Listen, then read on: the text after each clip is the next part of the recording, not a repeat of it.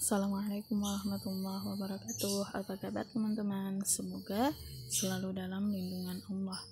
Pada kesempatan kali ini dalam mata kuliah psikologi pendidikan kita akan membahas tema baru, masih berkaitan dengan teori belajar, namun di sini menekankan pada teori belajar konstruktivisme dan implementasinya dalam pendidikan.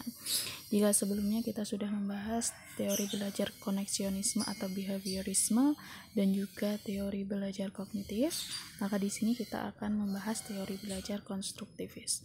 Teori belajar konstruktivis ini tentu saja berbeda dari teori belajar sebelumnya, namun teori belajar konstruktivis ini merupakan penggabungan dari beberapa pendekatan dalam belajar, khususnya adalah pembelajaran kognitif, pendekatan kognitif dan juga pendekatan sosial. Oke, langsung saja kita bahas. Yang pertama berkaitan dengan definisi teori belajar konstruktivis itu apa. Di sini teori belajar konstruktivis itu ditekankan pada bagaimana seorang individu itu secara aktif membangun pemahaman dan pengetahuan. Jadi secara aktif individu atau siswa itu membangun pengetahuan dan juga pemahaman terkait dengan materi tertentu.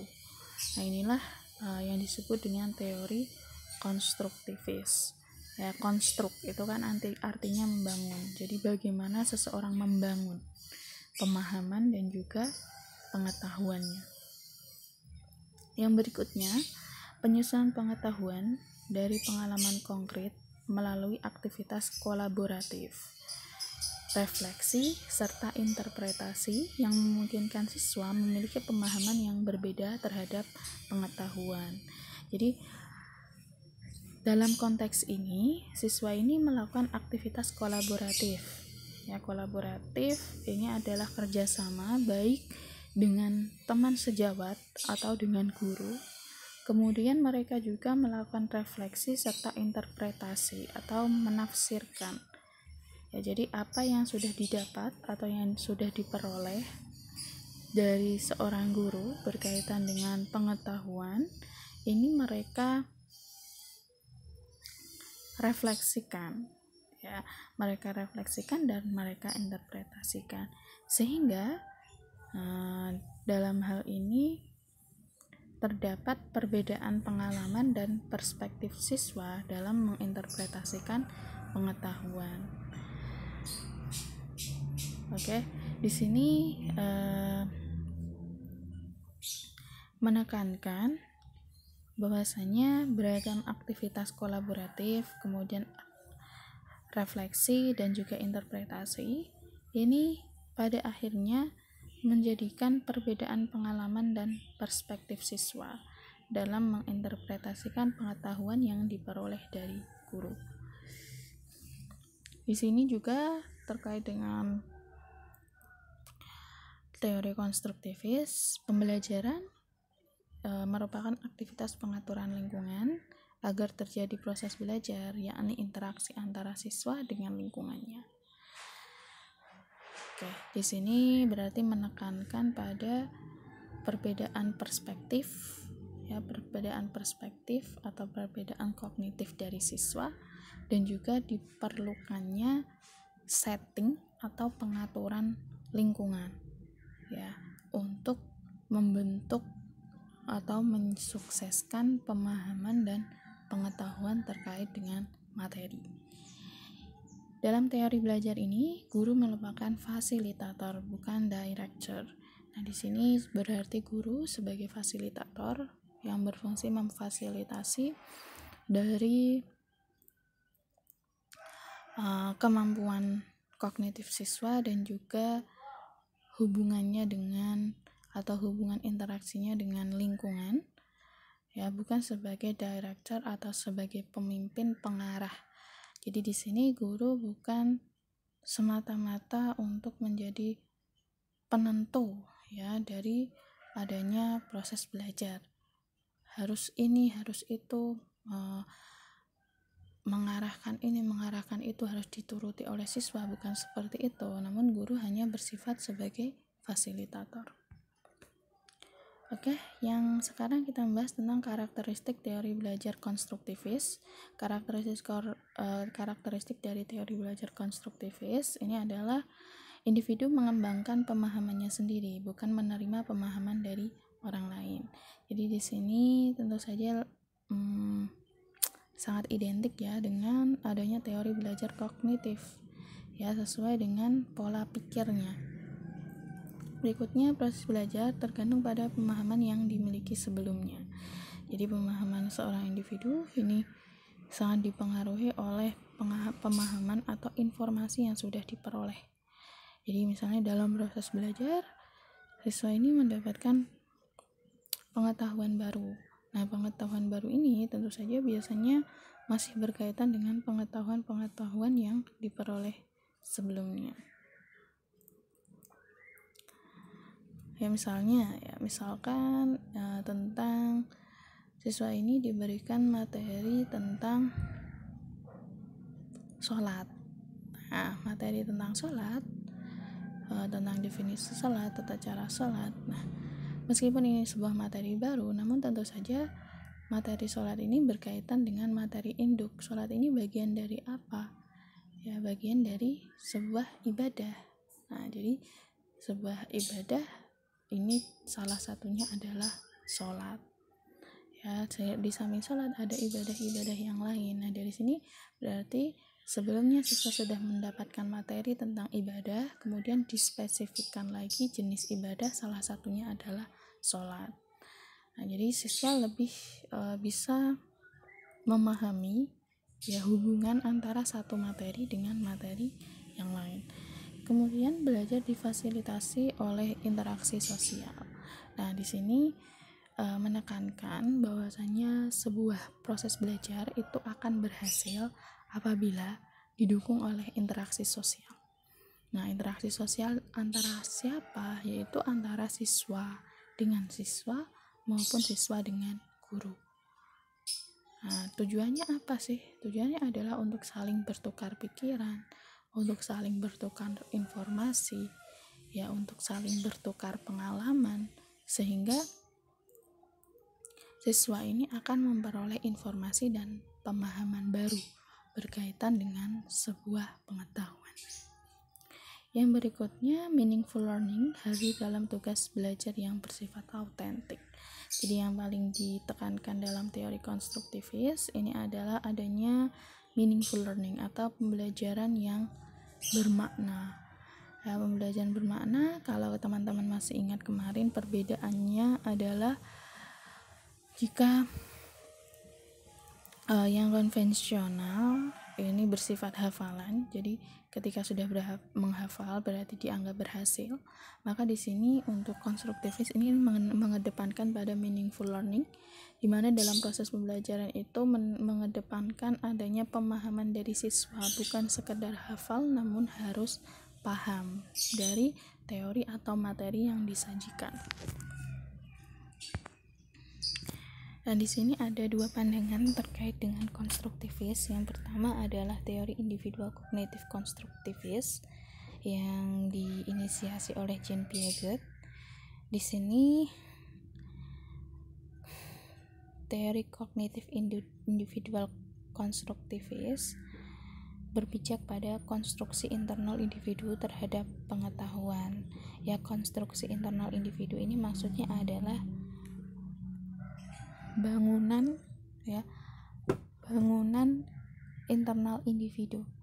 Ya, bangunan internal individu ini meliputi apa? Meliputi modal kognitif yang dimiliki, juga modal pengalaman yang dimiliki.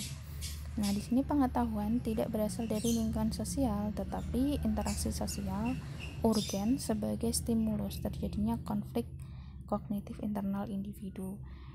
Dalam teori individual kognitif, pengetahuan ini tidak berasal dari lingkungan sosial, melainkan dari internal individu itu sendiri.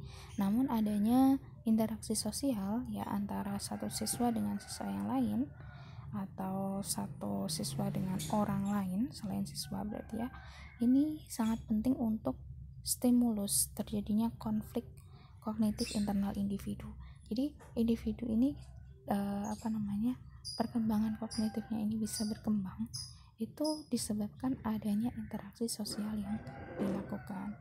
Menurut Piaget, siswa membangun pengetahuan melalui transformasi, mengorganisir serta mengorganisir kembali pengetahuan dan informasi yang telah diperoleh sebelumnya.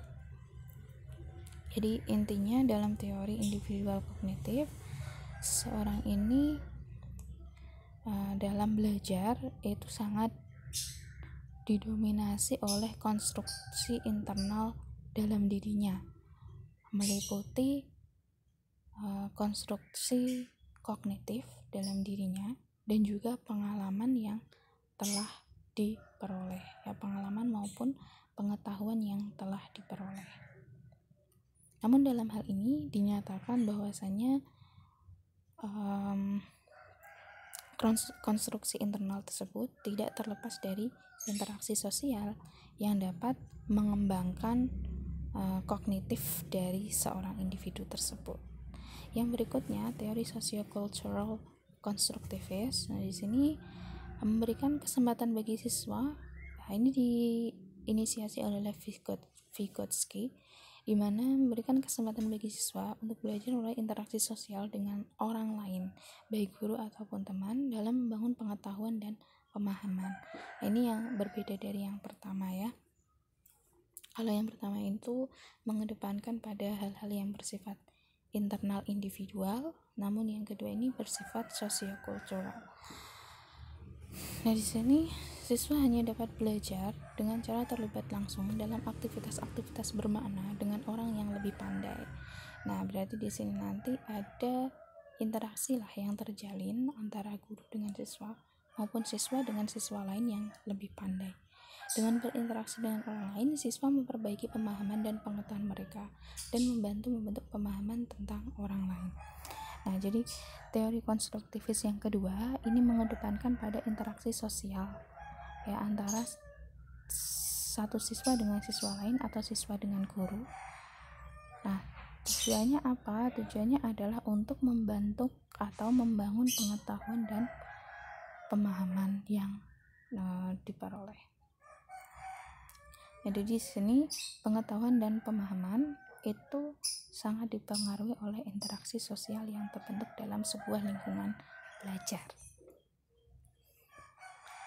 Nah, di sini implementasi teori konstruktivis. Yang pertama, guru bertindak sebagai scaffold yang memberikan bimbingan yang cukup untuk membantu siswa dalam mencapai progresivitas diri mereka. Jadi di sini guru bertindak sebagai pembimbing untuk membantu siswa dalam membantu mereka dalam mencapai kemajuan diri mereka. Yang kedua, pembelajaran dilakukan berupaya untuk mengembangkan dan mempercepat level penguasaan pengetahuan terkini anak.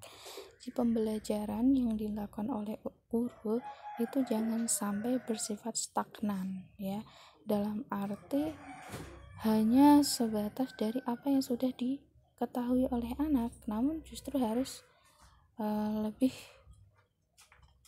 dinaikkan levelnya, ya, sehingga anak ini akan mendapat pengetahuan baru. Kemudian menginternalisasi keterampilan siswa dalam 4 fase. Fase yang pertama, guru menjadi role model atau model utama, ya, dan memberikan komentar verbal beserta alasan atas apa yang siswa lakukan. Kemudian siswa berupaya mengimitasi atau meniru apa yang dilakukan oleh guru. Guru mengurangi intervensi. Nah, jadi setelah siswa ini sudah bisa melakukan atau menguasai keterampilan yang sudah diajarkan, maka guru harus bisa mengurangi intervensi atau keikutcampurannya dalam penguasaan yang sudah dimiliki oleh siswa tersebut. Nah, yang terakhir, guru dan siswa saling berkolaborasi untuk mengambil peran secara berulang-ulang. Nah, jadi di sini proses internalisasi atau penanaman nilai keterampilan dalam diri siswa itu dapat dilakukan dalam 4 tahap. Yang pertama, guru sebagai role model atau pemeran utama yang nantinya guru ini memberikan komentar verbal atas apa yang dilakukan siswa, kemudian siswa melakukan imitasi atau meniru apa yang dilakukan guru. Setelah siswa meniru dan menguasai, guru harus mengurangi intervensi atau ikut campurannya dalam hal yang dilakukan oleh siswa. Dan yang terakhir, saling berkolaborasi dan mengambil peran secara berulang-ulang. Yang berikutnya, siswa perlu dibiasakan untuk dihadapkan pada konsep-konsep ilmiah agar konsep spontan mereka menjadi akurat. Nah, jadi di samping mereka menerima materi dari seorang guru yang bersifat teoritik, guru harus juga membiasakan siswa untuk dihadapkan pada konsep-konsep ilmiah, ya, konsep-konsep ilmiah yang lebih menantang, ya, agar konsep spontan mereka dapat terbentuk dan akurat.